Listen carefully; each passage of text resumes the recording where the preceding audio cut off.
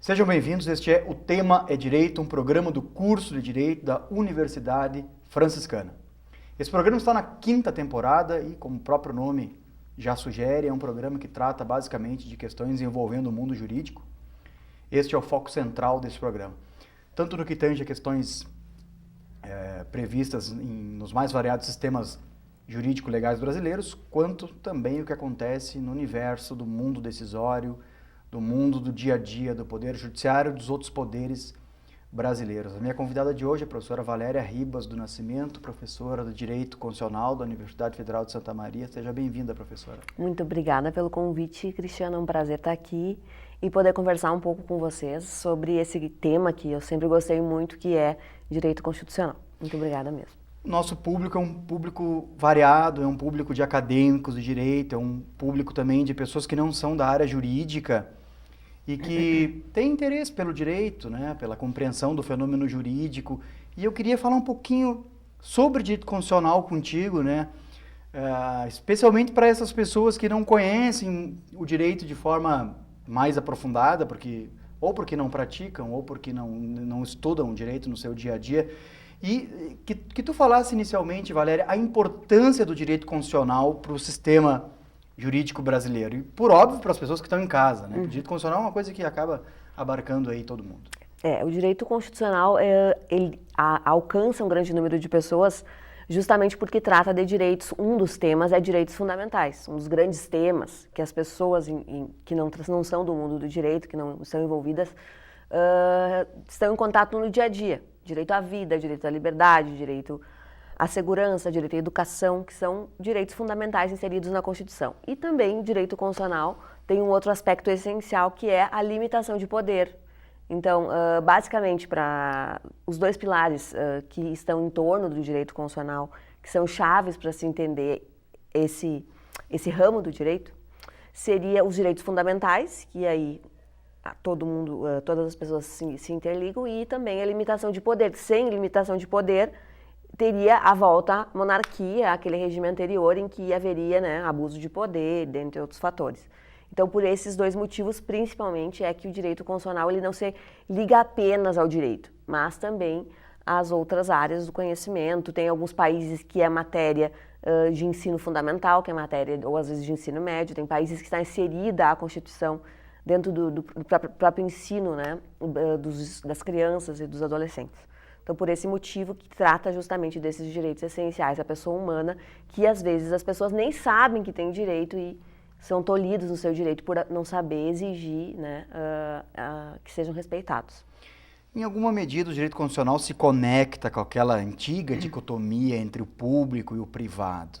Tu ainda vê fundamento para se fazer diferença entre as coisas, ou é possível sustentar hoje a tese de que o constitucionalismo não suporta mais a diferença entre o público e o privado e nós estamos aí em meio a uma coisa só quando relacionamos esses temas todos?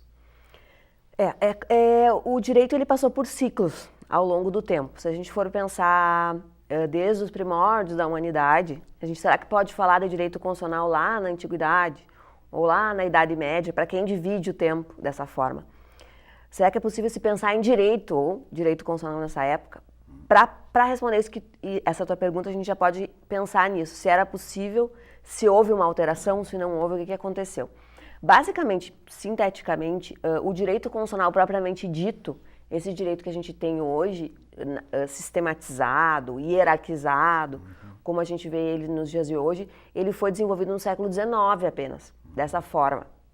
E a partir daí, do século XVIII, XIX, XX, é que houve essa divisão também entre o público e o privado, em que propriamente o direito se desenvolveu como sistema, como a gente vê ele hoje, em que ocorreu toda aquela questão, né, da burguesia, do direito ser um instrumento que foi feito para realmente, de certa forma, né, proteger as pessoas que tinham interesse em que isso acontecesse. Então, tem toda essa questão, como ele foi feito dentro do sistema capitalista, né? E aí esse sistema se dividiu entre público e privado. O que aconteceu? Com o passar do tempo, depois da Segunda Guerra Mundial, principalmente depois da Segunda Guerra Mundial, nós tivemos uma alteração nessa sistemática, Aí, porque a Constituição ela surge lá no século XIX, mas hoje, no século XX, depois da Segunda Guerra Mundial, principalmente, ocorreu uma alteração no sistema do direito, não só do direito constitucional, do direito como um todo, do próprio sentido do direito. Do próprio sentido do direito, desde quando ele se formou até hoje, né, a gente pode ver uma alteração de sentido do próprio conceito e do direito constitucional também. A pergunta que tu fez é se ainda é possível se dividir em público e privado. Algumas relações se mantêm ainda, né, no sentido de público e privado. Mas, por exemplo, se a gente for pensar os direitos fundamentais, que é um dos pilares que eu comentei do direito constitucional.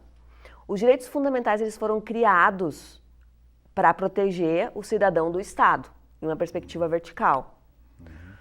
O que acontece? Com a alteração da sociedade e com a sociedade informacional, como se usa bastante o termo hoje, com a sociedade em rede, com a sociedade tecnológica, com todas essas alterações que aconteceram em 1995 para frente, 1990 para cá,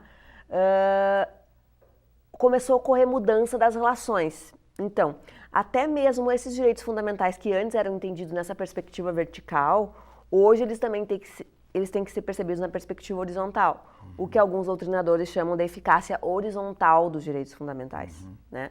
E se a gente for pensar em um direito fundamental, por exemplo, específico, o direito à liberdade de expressão. Direito à liberdade de expressão.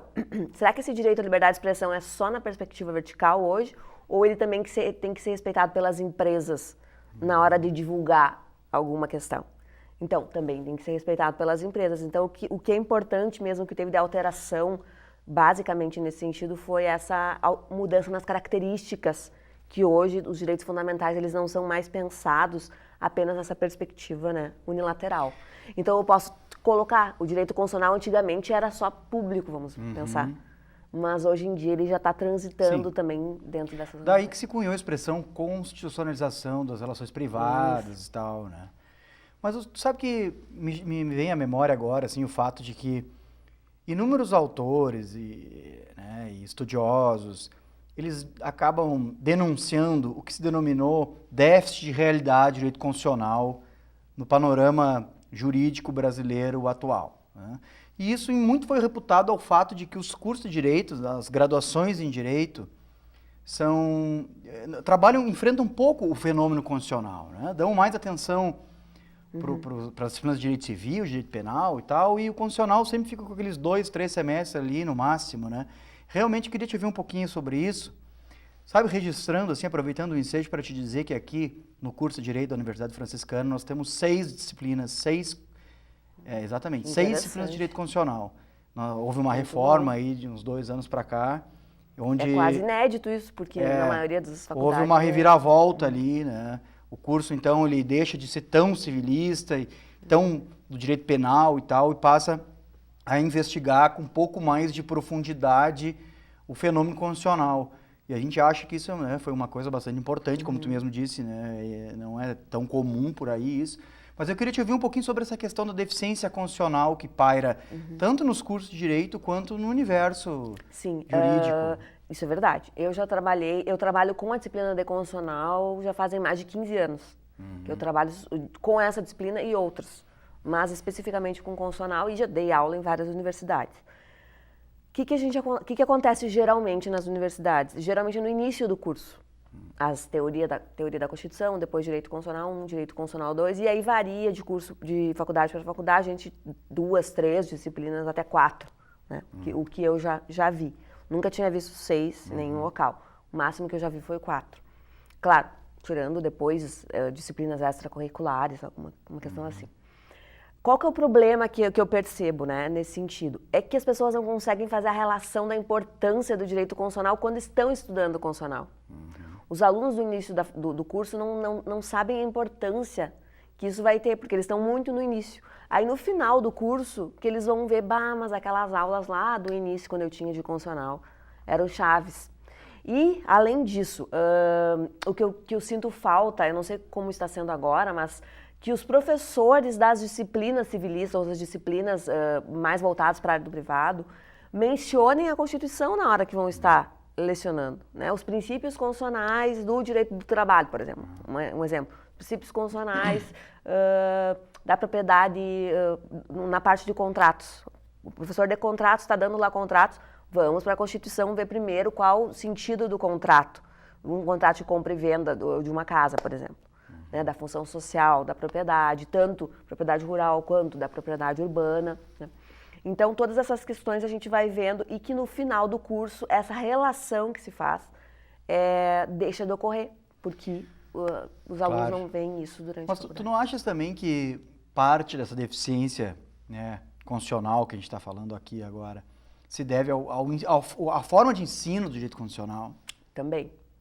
A forma do ensino, vamos denominar mais voltada para a questão de concurso público e tal, também. E menos para a própria historicidade do direito constitucional. É porque quando se vai trabalhar o direito constitucional, se a gente pegar os manuais em geral, de direito constitucional, não vou citar, mas manuais em geral, vai ter uma sistemática em que o direito constitucional vai ser dividido ali. E os professores vão trabalhando com essa sistemática, dividido num manual para a graduação, por exemplo. E vou citar um exemplo que é uma disciplina que eu tenho trabalhado agora esse semestre, Direitos Fundamentais, que é uma disciplina específica. E aí o professor vai trabalhar o que são direitos fundamentais. Para fulano de tal, o direito fundamental é isso, a origem é isso, as dimensões são essas. Mas deixa de ver na prática, às vezes, o que tem acontecido, por exemplo, no Supremo Tribunal Federal, claro, ou em outro país. E nesse momento que é importante fazer seminários para debater as jurisprudências diferentes, por exemplo, sobre direito à vida. Né? Direito à vida é um exemplo bem comum. Direito à vida tem jurisprudência num sentido e jurisprudência em outro sentido. Por exemplo, quem é da religião Testemunha de Jeová, né? Essas pessoas, elas não aceitam receber sangue porque elas entendem, quem é dessa religião, que seria sagrado, né? Seria uma questão sagrada isso. Então, para eles não aceitariam. E a vida, qual que prevaleceria? A liberdade religiosa ou o direito à vida? Então, não tem uma jurisprudência pacífica, não existe o STF, não tem ainda uma decisão firmada em que pese. Em alguns casos já há algumas decisões particulares. Esse exemplo que tu nos traz, né, que tu brinda ao nosso telespectador, ele demonstra que realmente assim, há um grau de complexidade tremendo dentro da investigação, do estudo do direito constitucional, e isso acaba se ramificando para todas as áreas do direito. Eu vou te pedir licença para a gente fazer um pequeno intervalo super rápido, uns 30 segundos, aí a gente retoma a conversa no segundo bloco, pode ser? Pode. Então não saia daí, fique conosco, como disse, é super rápido, nós já retornamos.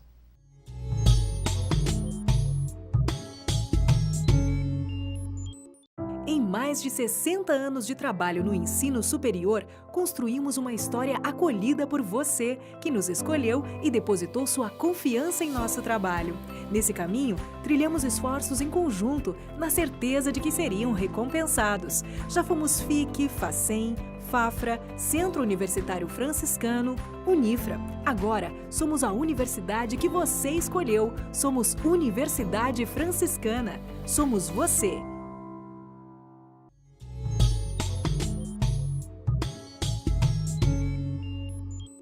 Retornamos com o tema é Direito de hoje. Este é um programa do curso de Direito da Universidade Franciscana.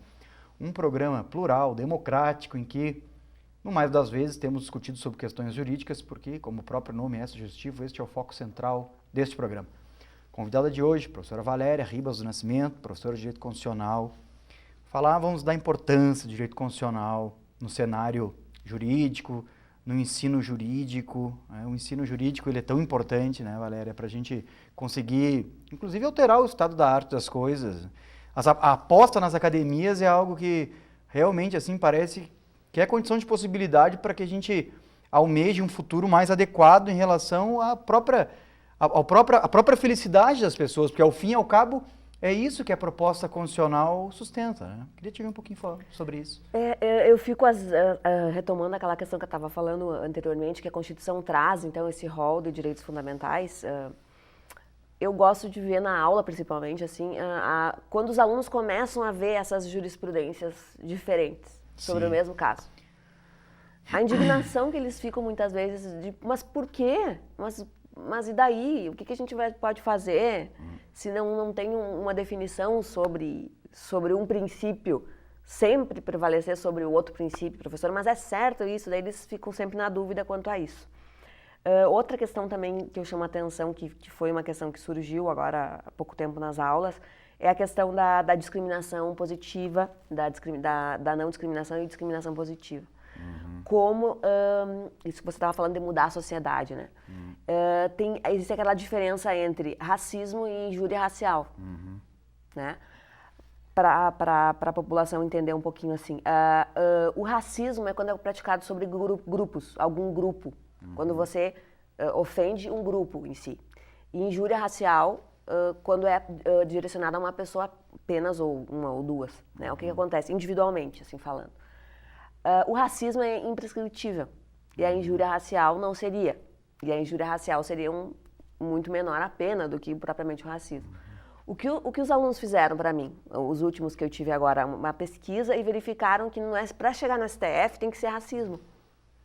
E aí os advogados, eles falam sempre que não foi racismo, foi injúria racial.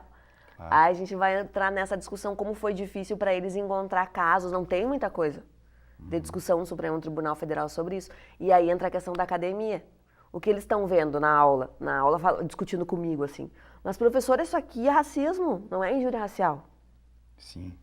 Qual que é o papel da academia? Isso que tu estava me perguntando, né? Ao despertar essa inquietação nos alunos, a gente pode perceber um papel importante que a gente tem, os professores e a academia em si, de eles conseguirem começar a perceber por quê, né? Por que até agora não chegou ainda essa discussão em pauta. Cada vez mais vem se afirmando a necessidade da gente levar o direito constitucional a sério, né? Muito mais a sério do que a gente tem levado nos últimos anos. Ainda que a nossa Constituição está completando 30 anos agora, e é uma Constituição que, né, em alguma medida foi construída em prol de um interesse social, tanto é que ela se proclama social, democrática de direito, mas a gente verifica que, ao mesmo tempo, também a burocracia, para alguns determinados setores, ela se retroalimenta, o próprio judiciário, você mesmo deu o exemplo, para as coisas chegarem até o Supremo, né, o caminho tortuoso que isso não passa. Então, nós temos muito a crescer ainda, por incrível que possa parecer. Talvez por isso que o professor Lênio, aí, lembrando dele agora, diga que a Constituição, que o Brasil é um país de modernidade tardia, justamente em razão dessa deficiência. Mas eu fiquei sabendo também que tu está terminando, acho que já terminou o pós-doutorado, né? Isso. E lá tu enfrentou um tema que, por óbvio, passa pela questão do direito constitucional, mas com um viés um pouco, né, diferente, um braço ali, que é a questão da privacidade. O que tu acabou investigando aí nesse projeto, Valéria? Resumidamente, eu vou falar, porque foram 2 anos que eu fiquei, né, estudando sobre o direito à privacidade. Resumidamente, assim, o que mais me chamou a atenção sobre a privacidade em si é que as características que estavam envolvendo os direitos da personalidade, agora eu posso até falar um pouco de direito civil, a gente entrado, porque o direito à privacidade, que é um termo do direito constitucional, no direito civil entraria dentro dos direitos da personalidade. Claro. E entra essa questão terminológica um pouquinho diferente aí das áreas. Mas que essa parte do direito da personalidade, né, esse ramo que é denominado no constitucional de direito à privacidade, ele alterou algumas características que existiam nos direitos fundamentais. Alterou com a sociedade informacional algumas características desse direito. E eu comecei a perceber que não só desse direito, pode ter sido de vários outros direitos. Então, aquelas características que a gente estuda lá no constitucional, que vocês que estão me ouvindo estudaram, ou que vocês que não são do direito, né, ouviram falar, que o direito é irrenunciável, que o direito tem... quais são as características, né? Universal, irrenunciável, inalienável, né? Se eu for pensar, por exemplo, no direito à privacidade, o professor Pérez Lunho, da Espanha, né, ele é um professor renomado dentro da área dos direitos humanos. Sim. O professor Pérez Lunho disse que hoje a privacidade teria um duplo efeito.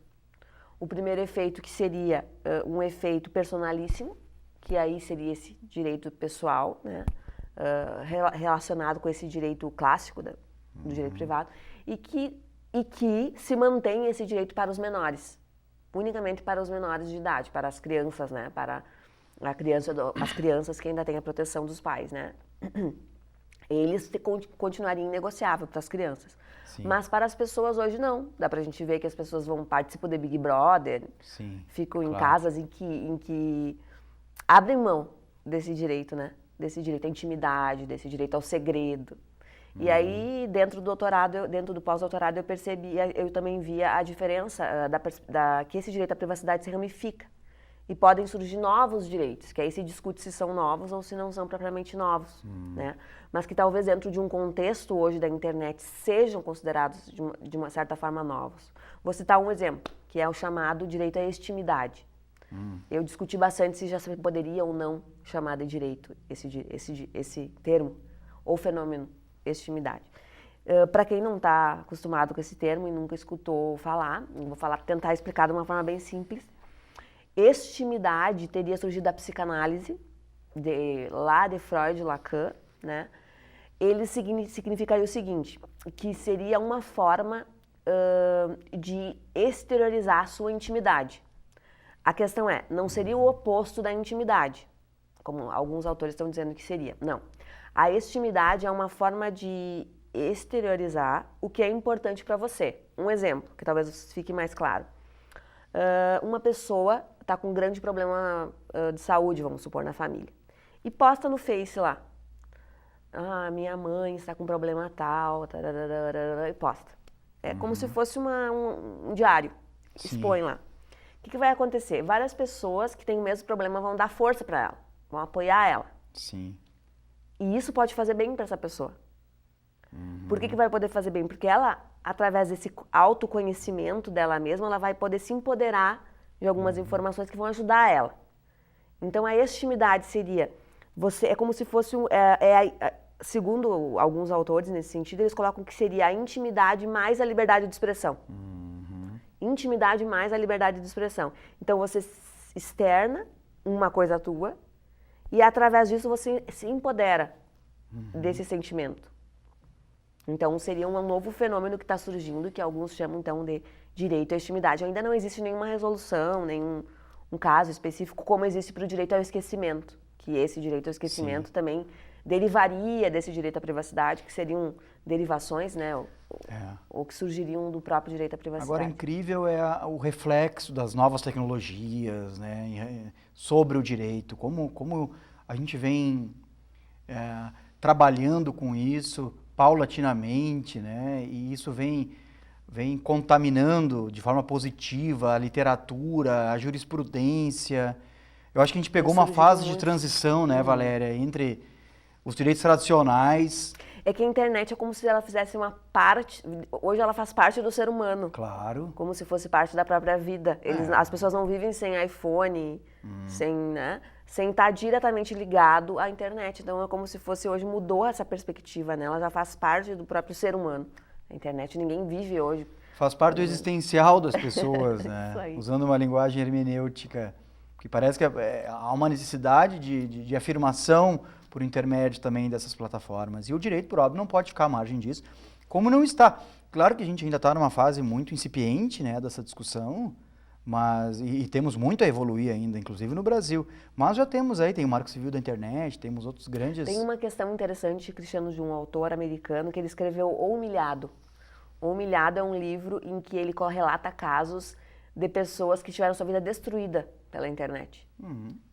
Vamos supor, uma pessoa, vou colocar um exemplo, postou uma frase brincando no Twitter, brincando com a questão dos negros. Fez uma brincadeira, ela ia para a África e postou uma frase.